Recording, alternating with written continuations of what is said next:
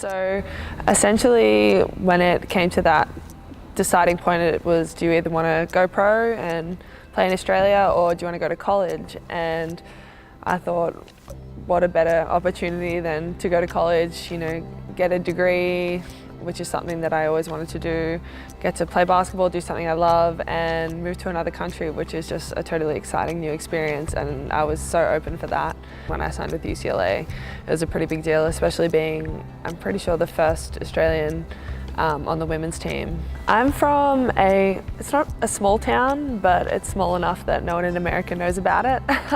It's called Geelong. It's about an hour outside of Melbourne. My dad was a professional soccer player, so he lived in England and Croatia and played in Europe, played in Australia. So he sort of went along a similar pathway to me.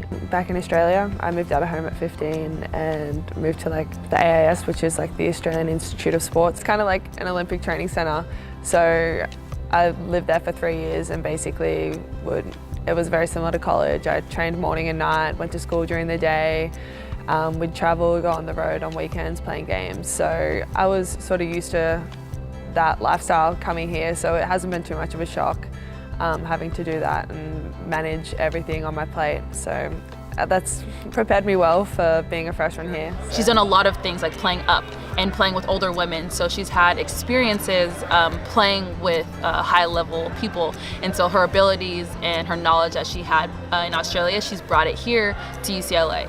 And it's something that I really appreciate, being a senior, playing with a freshman that has that type of experience, but also having this mindset of wanting to learn and grow and be a good teammate. She doesn't have to have that, but she does, and it wasn't something that she needed to be taught because she had that prior to even getting to UCLA. As soon as we met each other, we all hit it off straight away, and it's crazy because we're all here at UCLA now, but we're somehow all connected back home. We all know people, went to similar schools, all that sort of stuff. So yeah, we all got along really well as soon as we met each other. Well, when Chantel first came on her official visit, I loved her. Her personality was so vibrant and bubbly. You don't take her happy, positive, bubbly self for granted. She is fierce when she's on the court.